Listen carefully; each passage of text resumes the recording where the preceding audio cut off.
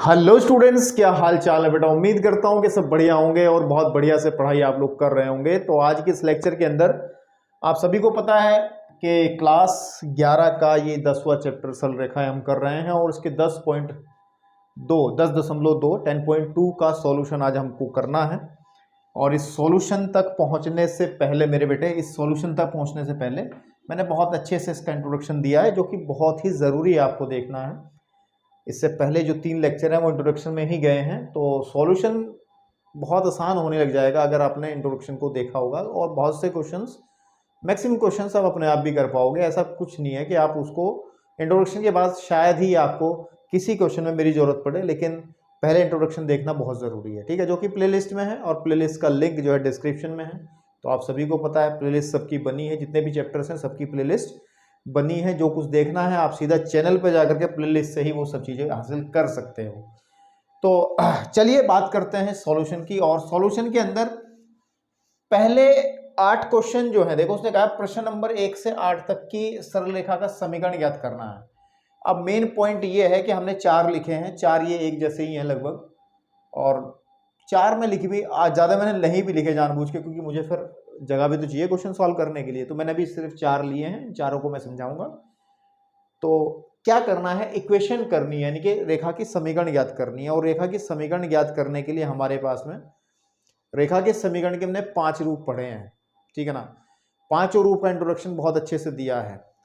सबसे पहला ढाल बिंदु रूप, फिर 2 बिंदु रूप, है ना, फिर ढाल अंतःखंड रूप, फिर एक अंतःखंड रूप, और लास्ट में लंब रूप। ये वाले सब पढ़े हैं डिटेल से।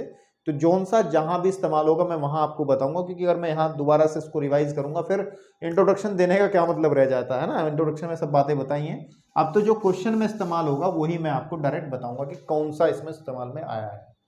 जैसे कि फर्स्ट क्वेश्चन है, I am going to solve first question को मैं यहीं हल कर दूंगा। यहाँ से मैं सॉल्व करना शुरू करूंगा क्वेश्चंस को, इनको पैक कर देता हूँ, जो बाकी बची जगह है उसमें मैं क्वेश्चन सॉल्व करूंगा। भाई साहब कह रहे हैं बड़ा बेसिक क्वेश्चन है कि एक्स एक्स तथा वाई एक्स का समीकरण। तो आप लोगों को पता है ना ये बात, वैसे क्लास 9th में भी पता चली थी कि अगर ये एक्स एक्सिस है, ये वाई एक्सिस है और ये मूल बिंदु है, तो हम लोग ये कहते हैं कि एक्स एक्स का समीकरण हमेशा वाई इज इक्वल टू 0 होता है, और वाई एक्स का समीकरण एक्स इज इक्वल टू 0 होता है। क्योंकि इस पर कोई भी पॉइंट अगर आप लोगे, एनी पॉइंट, कहीं भी कोई भी पॉइंट लोगे एक्स एक्सिस के ऊपर, सपोज कर लो ये 1 है, ये डिस्टेंस हमारी 1 है, और इस पॉइंट के कोऑर्डिनेट में लिखूं इसे, ए के कोऑर्डिनेट, दिस इज ये होंगे 1,0। तो यहाँ पर आप कहीं भी कोई भी पॉइंट लिखोगे तो y की वैल्यू 0 होगी। तो इसीलिए इसको हम रिप्रेजेंटेशन जो है कि y इज इक्वल टू 0 अगर कहीं लिखा है y इज इक्वल टू 0 है, तो हम आप कहेंगे कि दिस इज, ये किसको रिप्रेजेंट कर रहा है, ये x अक्ष को रिप्रेजेंट कर रहा है, प्रदर्शित कर रहा है। सिमिलर मैनर से आप अगर कहीं पे x इज इक्वल टू 0 दिखाई देगा तो आप उसको कहेंगे सर ये क्या है, ये y अक्ष है। और इसको चाहो तो हमने एक टॉपिक पढ़ा था इंट्रोडक्शन फर्स्ट के अंदर कि एक क्षैतिज और ऊर्ध्वाधर रेखाएं पढ़ा था ना। क्षैतिज है ना, क्षैतिज को हॉरिजॉन्टल कहते हैं, एक क्षैतिज तथा ऊर्ध्वाधर है ना, ऊर्ध्वाधर रेखाएं, रेखाओं के समीकरण, रेखाओं के, ये टॉपिक हमने पढ़ा था, वहां पे पढ़ा था ना, लेक्चर नंबर 5 में शायद, ठीक है। तो उसमें क्या किया था, अगर हमारे पास में सपोज कर लीजिएगा एक्स एक्सिस है, वाई एक्सिस है, तो पहले क्षैतिज की बात करता हूँ, क्षैतिज, क्षैतिज, ठीक है ना, आपके पास में क्षैतिज जैसे लिखा जाता है ना। तो अगर क्षैतिज की बात करूं कि जितनी भी लाइंस होती हैं और एक्स एक्स के समांतर होती हैं वो सारी क्षैतिज रेखाएं होती हैं, और उनका जो इक्वेशन होता है, मान के चलो ये एल है और ये L2 है, तो अगर ये इसके डिस्टेंस, मूल बिंदु से जो डिस्टेंस है इसकी, अगर ये डिस्टेंस हमारी कितनी होती है, अगर ये सपोज कर लो डिस्टेंस b होती है, तो हम इसका इक्वेशन, इस इक्वेशन का मतलब इस रेखा का समीकरण जो मैंने लिखी है, कन्फ्यूजन ना हो इसलिए मैंने दूसरी हटा दी, तो इसका जो इक्वेशन होगा वो y is equal to b होगा, y is equal to b. और b क्या है, b हमारी मूल बिंदु से उस रेखा की दूरी है, लगभग लंबिक दूरी, बिल्कुल लंबवत दूरी है ना आपके पास में। और दूरी तो हमेशा समान ही रहेगी क्योंकि जब ये इसके समांतर है ना, तो ये y इज इक्वल टू 0 होगा। अगर हम इस दूरी को ही 0 कर दें, अगर हम b की वैल्यू यानी कि मूल बिंदु से ही जीरो कर दें, मूल बिंदु से दूरी ही जीरो कर दें, तो सीधी सी बात है फिर वो क्या बन जाएगा, वो अपने आप में ही एक्स एक्स बन जाएगा, यानी कि y is equal to zero. Y is equal to zero का मतलब यही, क्योंकि मूल बिंदु से इसकी कुछ दूरी है ही नहीं, तो y is equal to zero किसको रिप्रेजेंट करेगा, एक्स अक्ष को रिप्रेजेंट करेगा। और ध्यान रखना है सिमिलरली अगर मैं कोई लाइन ऊर्ध्वाधर रेखा बना लेता हूँ और इसकी डिस्टेंस इस रेखा की डिस्टेंस मूल बिंदु से मैं कह देता हूं कि मूल बिंदु से इसकी दूरी ये वाली दूरी b है, तो आप सभी a है, a कह दो, तो आपको सभी को पता है इसका इक्वेशन हम लिखेंगे, इसका समीकरण, इसको समीकरण लिखते हैं x is equal to a। और अगर हम a की वैल्यू जीरो कर देते हैं, इसका मतलब क्या है कि ये जो लाइन है, ये लाइन यहाँ ना करके फिर बिल्कुल यहाँ आ जाएगी, और ये तो लाइन क्या है, ये तो y अक्ष ही है, तो इसलिए हम इसका equation x is equal to zero रखते हैं। बस इतनी सी बात ध्यान रखनी है, जो मैंने ये लिखी वो तो मैंने ऐसे ही वहाँ मुझे करनी नहीं चाहिए थी वो बातें, लेकिन फिर भी कर दी, तो आपको ये चीज़ समझ में आनी चाहिए, तो अक्षों का समीकरण ध्यान में आ जाएगा, ठीक है ना। तो अगर चलिए अब ये तो हो गया पहला, अब दूसरे क्वेश्चन की तरफ बढ़ते हैं। किसकी तरफ बढ़ते हैं, इन सेकंड क्वेश्चन। और दूसरे क्वेश्चन के अंदर क्या कहा है, उसने कहा समीकरण निकालना है एक ऐसा, हमें गिवन क्या है, हमें दिया है ढाल दिया है। दूसरे क्वेश्चन में देखो ढाल को हम m से लिखते हैं, ढाल 1/2 दिया है और उसका बिंदु जो है एक बिंदु दिया है, एक बिंदु दिया है। तो अब याद करनी पड़ेंगी चीजें भैया, -4 और 3 जो 5 रूप लिखवाए हैं है ना रेखा के समीकरण के, तो उनमें से कौन सा लगेगा। एक बिंदु दिया है, ढाल दिया है, तो आपको पता है ढाल बिंदु है ना, एक सबसे पहले नंबर का ढाल बिंदु रूप, ढाल बिंदु रूप अंग्रेजी में इसको कहते थे कि स्लोप है ना, स्लोप पॉइंट फॉर्म है ना, स्लोप पॉइंट फॉर्म। उसमें क्या होता था कि अगर कोई, मैं पूरा डिटेल से लिख दे रहा हूं कि अगर सपोज कर लीजिएगा कि हमारे पास कोई लाइन है और उस लाइन का जो ढाल है, स्लोप जो है वो m है, और इस पर कोई एक पॉइंट हमारा x1, y1 है, तो इसका रेखा का समीकरण जो बनता था वो समीकरण बनता था, मैं यहाँ लिख देता हूँ वो समीकरण y minus y1 that is m into x minus का x1। तो अब जो डाटा गिवन है इसके अंदर इसको हम x1 कह लेंगे, इसको y1 कह लेंगे, और ये m है ही, तो भर दो। y माइनस y1 का मतलब 3 इज इक्वल टू m कितना है 1/2 x माइनस x1, x1 है माइनस का 4 है ना, माइनस का 4।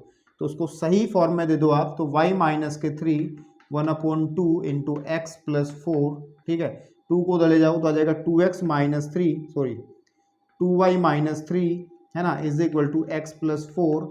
और अगर इसको सही करना चाहो तो बाकी सबको उधर ले जाओ उठा करके, तो x प्लस 4 माइनस के 2y प्लस का 3 इज इक्वल टू 0, या फिर x माइनस के 2y and plus 7 is equal to 0।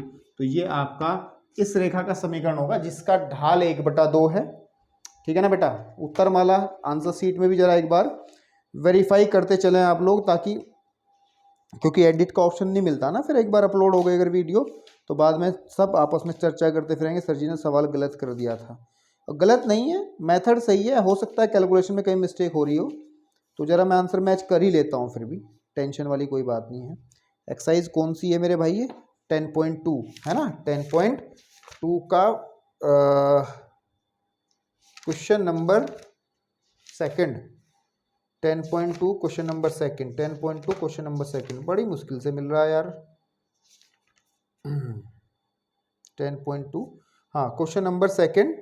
तो इसका जो आंसर है, ठीक है ना, आंसर है इसका, और वो ठीक है, तो आंसर है x माइनस के 2y प्लस का 10 इज इक्वल टू 0, प्लस का 10 इज इक्वल टू 0। तो ये 10 कैसे हो गया यार, हाँ 2 तिया 6 यहाँ पे आएगा, कितना 2 तिया 6, जब 2 की मल्टीप्लाई करेंगे, और जब 4 इसके पास आएगा तो सही बात है ना, जब 6 और 4 कितना हो जाएगा, जब उधर जाएंगे तो 10 हो जाएगा, तो यहाँ पे 10, तो वही लग रहा था जल्दबाजी में कुछ उल्टे से काम हो जाते हैं, ठीक है ना। तो चलिए अब हम लोग बढ़ते हैं इसी के जैसा एक same question, question number third है कि बिंदु आपको दिया गया है ना, इस बार बिंदु क्या दिया गया है, थर्ड क्वेश्चन को देखते हैं कि हमें थर्ड क्वेश्चन में कहा गया है, इन थर्ड क्वेश्चन कि जो बिंदु दिया गया है वो 0,0 है, इसका मतलब दैट इज x1 की वैल्यू 0 है और y1 की वैल्यू भी 0 है, और जाने वाली, और ढाल जो है वो m है, ढाल कितना दिया है m है, तो यानी कि ये m में ही रखना है। फॉर्मूला क्या लिखा था अभी मैंने, वही लगेगा, ढाल बिंदु विधि, y minus y one m into x minus x one. याद रहे ये कौन सी फॉर्म है, ये ढाल बिंदु फॉर्म है, ढाल बिंदु फॉर्म है, रूप है ये, है ना। इसको नंबर 1 था, जब हमने सिखाया था तो नंबर 1 यही था। तो y माइनस जीरो, है ना, is equal to m into x minus zero, that is y is equal to m x, है ना। अच्छा, ये एक स्टैंडर्ड इक्वेशन भी इसको कहते हैं, ये एक बहुत ज़रूरी बात भी समझ लें इसको।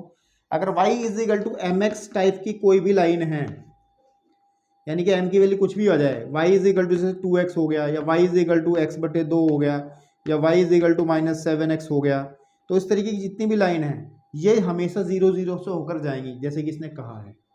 बिल्कुल ठीक बात है। और 0 0 क्या होता है, मूल बिंदु होता है। तो इसको ना याद रखें, ये एक इक्वेशन है ना, ये एक रेखा है।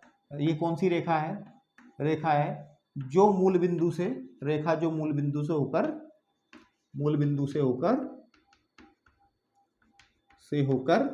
ठीक है ना, और जाती है, जाती है, और जिसका ढाल जो है, जिसका ढाल m है। तो ये भी ध्यान रखना, y is equal to m x एक ऐसी लाइन होती है जो मूल बिंदु से होकर जाती है ना। आंसर तो आपका आ गया, y is equal to m x. लेकिन समझने वाली बात है कि ये इस टाइप की फॉर्म वाली जितनी भी होंगी, ये वाली सारी, तो वो सारी मूल बिंदु से जाने वाली रेखा का ही समीकरण होगा। ठीक है। तो अब देखिए फोर्थ में क्या कह रहा है कि बिंदु दिया है ना, थोड़ा सा चेंज हुआ है, हल्की सी बात, लेकिन है वही काम। तो जरा देखो ध्यान से, मैं रफ कर रहा हूँ, आप जो भी चीज आपको ठीक लगती हो अपना वीडियो को पॉज करके नोट करते रहें भैया, है ना। ठीक है, चलिए देखिए।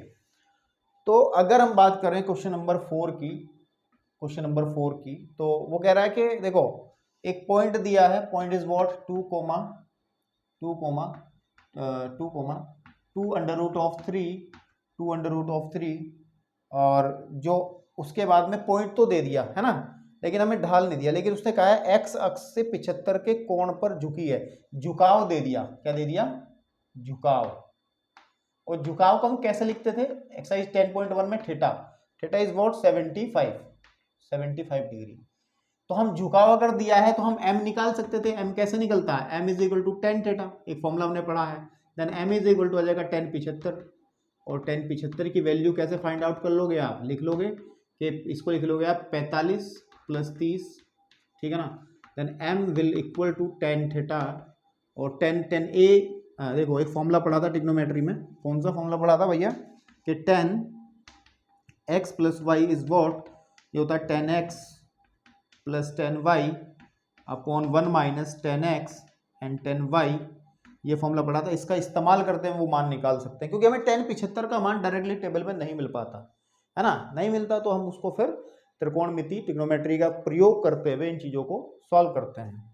तो हम लिखते हैं इसको 10 45 प्लस 10 30 अपॉन 1 माइनस 10 45 एंड 10 30। तो that m is equal to 1 plus 10 30 की वैल्यू 1 अपॉन रूट 3 होती है, और 1 माइनस 1 इंटू 1 अपॉन रूट 3 होती है। इसको सॉल्व अगर कर लेंगे थोड़ा ढंग से, अच्छे से, प्यार से, तो क्या निकलेगा, देखो अंडर रूट 3 ऊपर एलसीएम आ जाएगा, अंदर जाएगा under root 3 plus 1 upon under root 3 minus 1 upon under root 3, इस अंडर रूट 3 से अंडर रूट 3 कटेगा, तो फाइनली m जो बनेगा वो बनेगा under root 3 plus 1 upon under root 3 minus 1।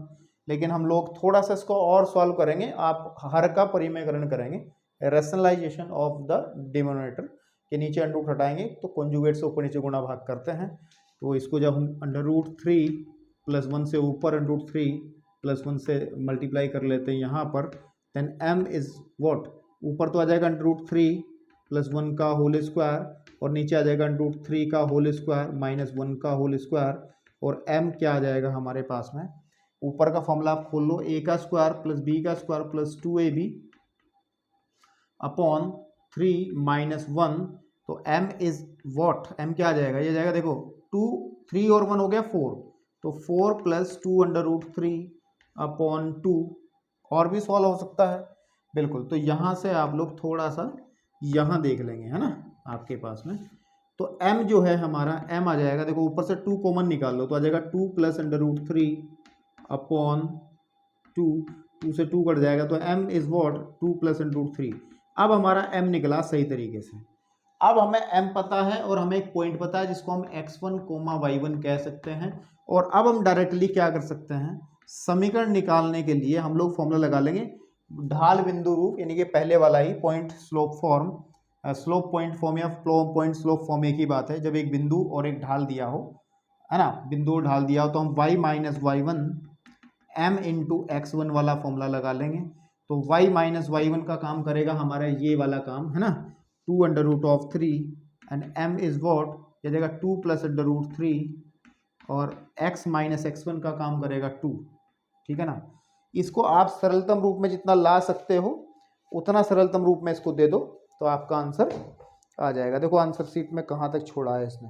अच्छा ठीक है, तो थोड़ा सा सॉल्व कर लेते हैं।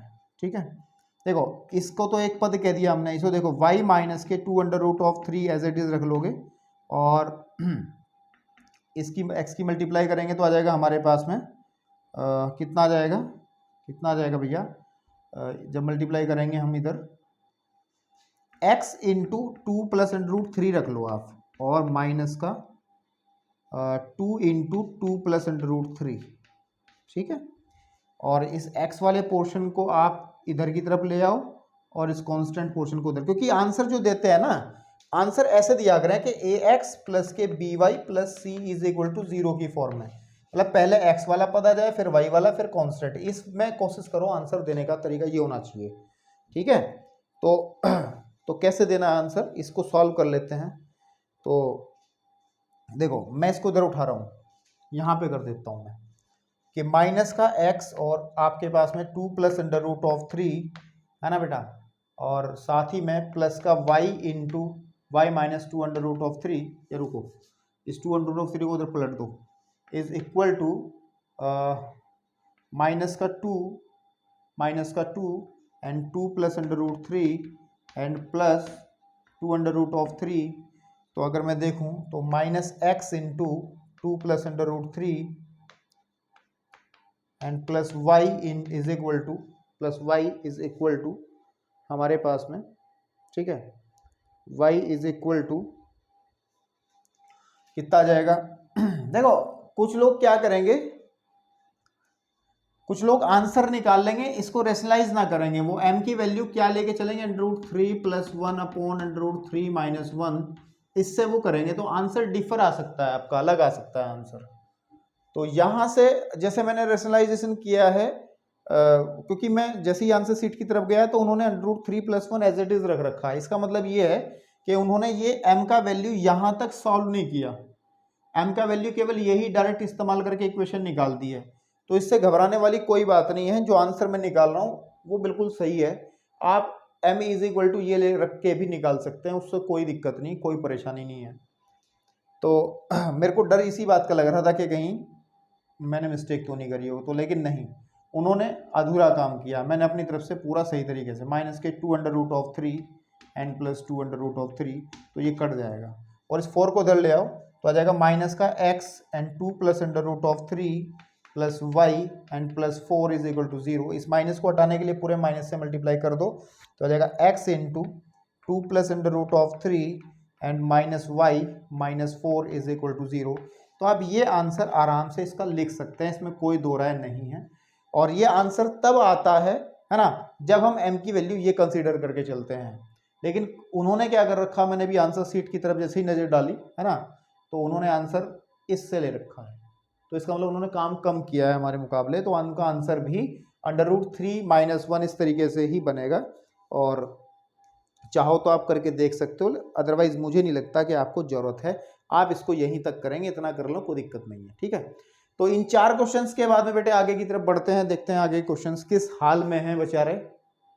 चलिए बेटा 5वें क्वेश्चन में भी आपको एक रेखा का समीकरण निकालना है, और जो इन्फॉर्मेशन दी गई है, इन्फॉर्मेशन क्या क्या है, हमें कहा गया है मूल बिंदु से बाईं ओर x अक्ष को 3 इकाई की दूरी पर प्रतिच्छेद करने वाली, और जिसका ढाल जो है -2, ऐसे ढाल जो है -2 है, तो कंफर्म है, इट्स कंफर्म कि m जो है वो -2 है। तो अगर मैं इक्वेशन निकालना चाहता हूं तो एक बिंदु वाला जो मेथड है वो ये y - y1 and m × x - x1 वाला फॉर्मूला अगर लगाना चाहता हूं तो मेरे को m तो ऑलरेडी गिवन है -2, है ना, लेकिन मेरे पास x1, y1 नहीं है, तो मुझे इसे फाइंड आउट करना पड़ेगा। और वो फाइंड आउट कैसे करेंगे हम? अकॉर्डिंग टू दिस कंडीशन, जो उसने कंडीशन दी है। तो मेरे भाई अगर हम ध्यान से देखें तो बेहतर तो ये है कि जितना आप इन क्वेश्चंस को थोड़ा सा चित्र के माध्यम से समझने का प्रयास करोगे तो ज़्यादा क्लियरिटी होगी। तो उसने कहा क्या है, बेसिकली उसने कहा है कि अगर ये x एक्सिस है, ये y एक्सिस है, तो मूल बिंदु से बाईं ओर, तो बाईं ओर का मतलब इन लेफ्ट हैंड साइड, ये मूल बिंदु है लेफ्ट हैंड साइड, इस तरफ मूल बिंदु से बाईं ओर का मतलब इस हिस्से में, है ना, इस हिस्से में एक रेखा है जो x अक्ष को 3 इकाई की दूरी पर कट करती है। तो x अक्ष को 3 इकाई की दूरी पर सपोज कर लो ऐसे कट करती हुई जा रही है कोई लाइन, ये वाली लाइन है, हम सपोज कर लो ये लाइन L है। यानी कहने के बाद मूल बिंदु से ये वाली डिस्टेंस कितनी बनेगी बेटा, ये बता सकते हो आप? ये बनेगी 3, है ना। और ये भी डिस्टेंस 3 है, तो अब कोई समझदार बच्चा, अच्छा बच्चा इसके कोऑर्डिनेट बता सकता है कि मुझे इसके, है ना, इस पॉइंट को अगर मैं ए कह दूं तो ए के कोऑर्डिनेट मुझे बता सकता है क्या? बता देंगे बहुत सारे बच्चे, मुझे उम्मीद है, क्योंकि ये पॉइंट एक्स अक्ष पे है तो उस पर वाई का कोऑर्डिनेट तो 0 होगा ही होगा। लेकिन ये डिस्टेंस कितनी है मूल बिंदु से यहाँ तक की? 3 है। और ये आपको पता बाईं ओर जो दूरियां ली जाती हैं माइनस में ली जाती हैं, तो ये -3,0 आपके पास में पॉइंट बनेगा। बस हो गया काम, हो गया काम। काम क्या है? क्योंकि फॉर्मूला हमारे पास लगना है, हमारे पास जो पॉइंट आया है बिंदु, वो आ गया कितना?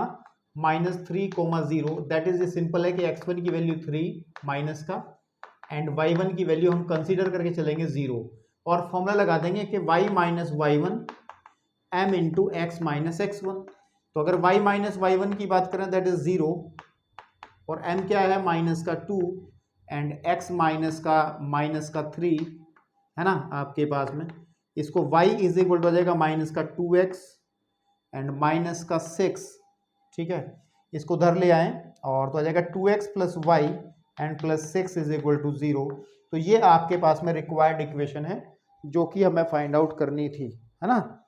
ये हमारी इक्वेशन है 2x plus y and plus का 6 इज इक्वल टू 0।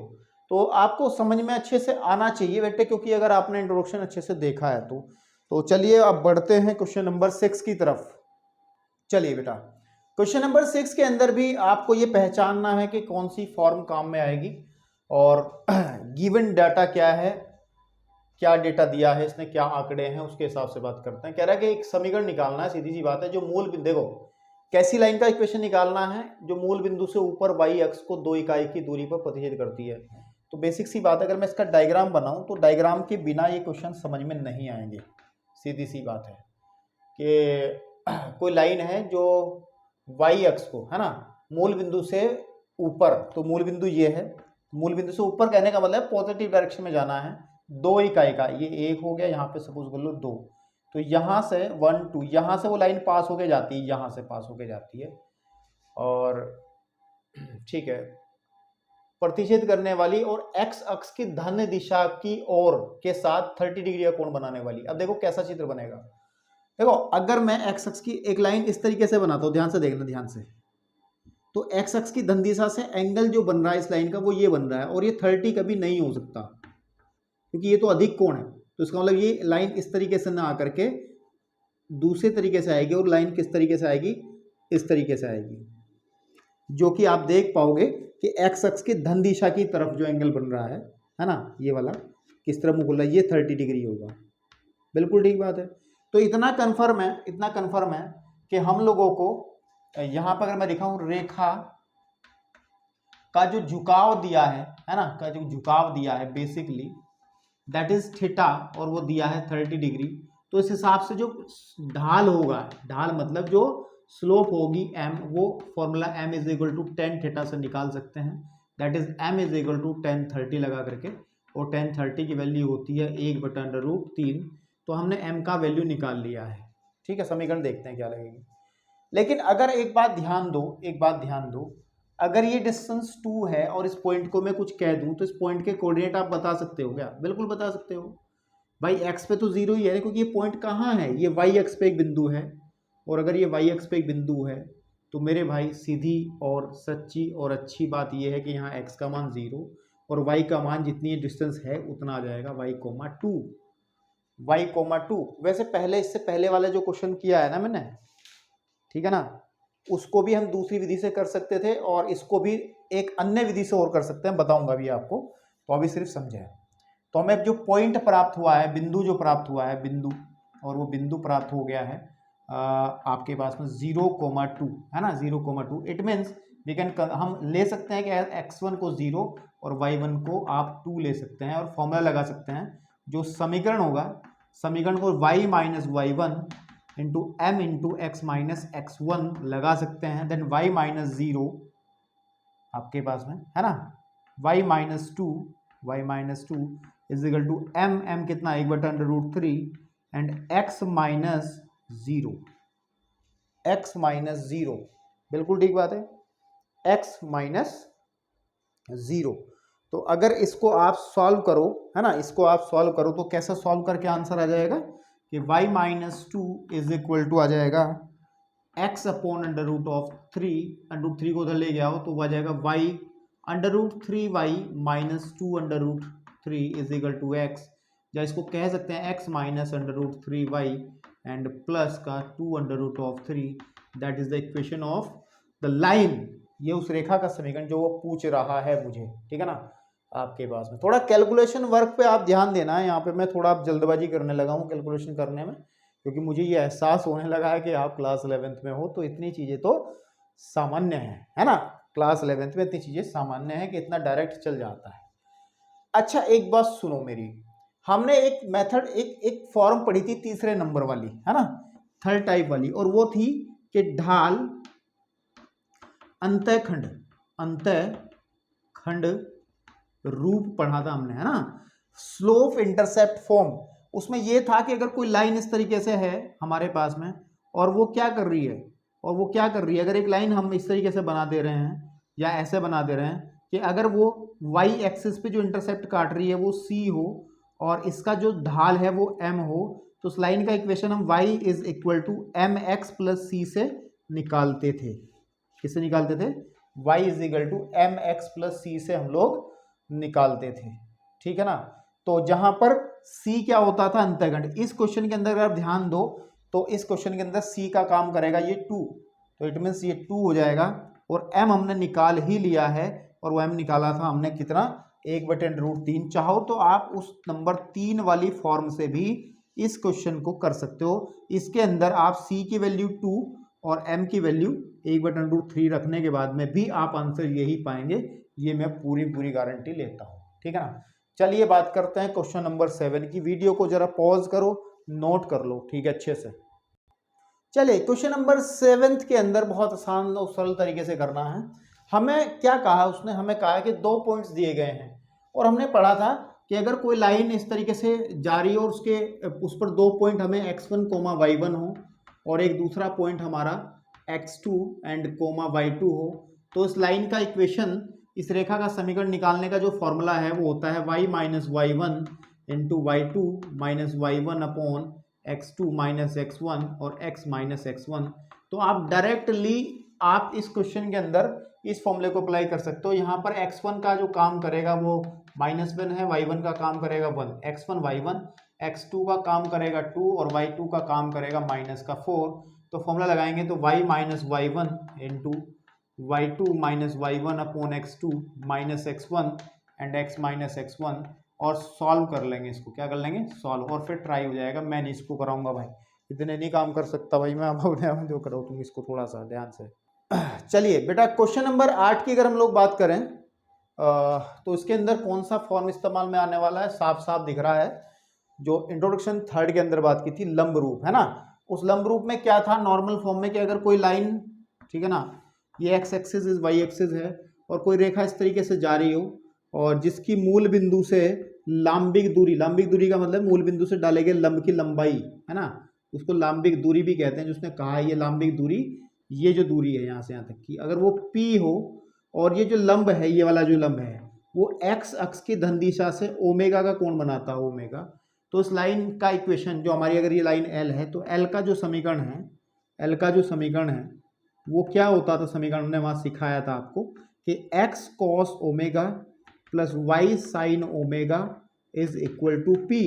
तो आप इस क्वेश्चन के अंदर यही अप्लाई करेंगे डायरेक्टली। उसने कहा है कि मूल बिंदु से लांबिक दूरी यानी कि P is equal to 5 and 5 इकाई है, ठीक है ना, और साथ ही साथ लंब एक्स अक्ष की धन दिशा से, इसका मतलब अगर डायग्राम में रिप्रेजेंट करें, शो करें, तो ये तो 5 है और ये जो 5 है और ये जो लंब है ना, ये एक्स अक्ष की धन दिशा से ये एंगल बना रहा है 30, that is omega is equal to 30 degree.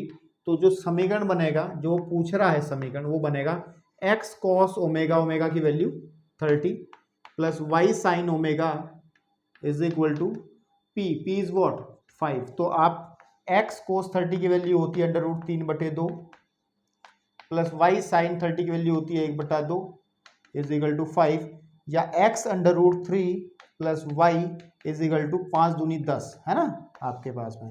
तो ये आपका इक्वेशन बन जाएगा, ये वाला आपका इक्वेशन बन जाएगा, ठीक है ना। तो चलिए बढ़ते हैं क्वेश्चन नंबर 9 की तरफ, क्योंकि इसके अंदर 20 क्वेश्चन है, करने सारे हैं भैया।